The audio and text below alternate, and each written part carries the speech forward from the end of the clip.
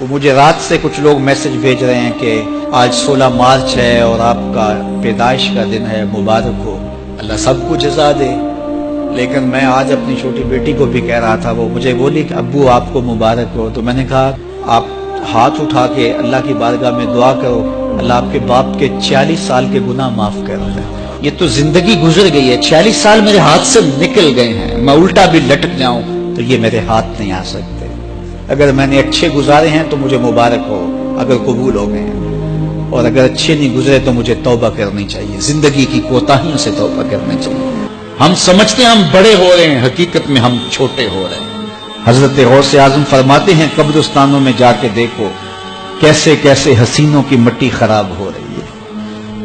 اللہ اکبر، بدن خاک میں مل گئے، ہڈیاں چور چور ہو گئی، ریزہ ریزہ ہو گئی، قبروں کے نشان بھی مٹ گئے، کتبے بھی ٹوٹ گئے، اور اسی طرح ہم مل کے مٹی کا رزق بننے والے ہیں۔ لیکن کوئی ایسا کام چھوڑ جائیں گے، اپنے رب سے جڑ جائیں گے، اپنے رب کے بندوں سے جڑ جائیں گے، رسول کریم کے دامن کو تھام لیں گے تو پھر موت بھی مرنے نہیں دے گی، پھر سر خرو اور سر بلند ہوں گے، پھر عزتوں کے تاج سروں پہ رکھے جائیں گے، وقار کی مسند پہ بٹھائے جائیں گے، پھر قبروں پہ بھی چراغاں ہوگا جب ہم ان سے جڑ جائیں گے۔ کتنے لوگ تھے جو ہمارے ساتھ چلتے ہوتے تھے، آپ ذرا اپنے ذہن پہ زور دیں، بچپن کے دوست، کاروباری ساتھی، گلی محلے کے لوگ، رشتہ دار، اعزاء و اقربا، آباء و اجداد، یہ ساری فہرست ذہن میں لائیں تو ایک دم خیال پڑتا ہے فلاں بھی چلا گیا، فلاں بھی چلا گیا۔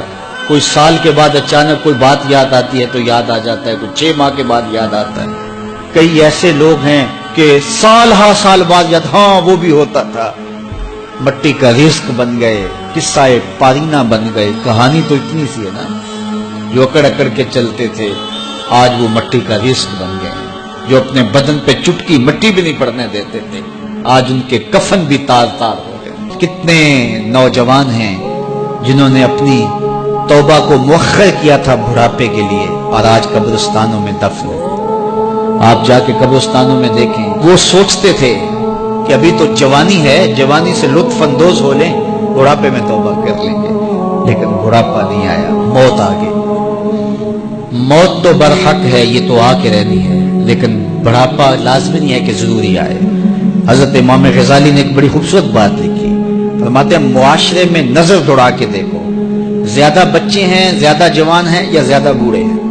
تو کہا آپ کو بچے زیادہ ملیں گے، ہر گھر میں دیکھ لیجئے، بچے زیادہ ہوں گے، جوان ان سے کم ہوں گے، بوڑھے ان سے کم ہوں گے۔ تو اگر بوڑھے تھوڑے ہیں، جوان زیادہ ہیں، تو غزالی فرماتے ہیں پھر بات سیدھی سیدھی ہے، بڑھاپے تک کوئی کوئی پہنچتا ہے، زیادہ جوانی میں چلے جاتے ہیں۔ اور کہا کہ اگر جوانوں سے بچے بھی زیادہ ہیں تو پھر اس کا مطلب بھی سیدھا سیدھا ہے کہ جوانی تک سارے نہیں پہنچتے، بہت بچپن میں چلے جاتے ہیں۔ غرہ کس پہ، ناز کس پہ، غرور کس پہ، تکبر کس پہ؟ یہ زندگی تیزی کے ساتھ کٹ رہی ہے، لمحہ لمحہ میں اور آپ موت کے قریب ہو رہے ہیں۔ تو یہ مختصر زندگی جو اللہ کی امانت ہے، اس کو اللہ کے نام پہ گزارو۔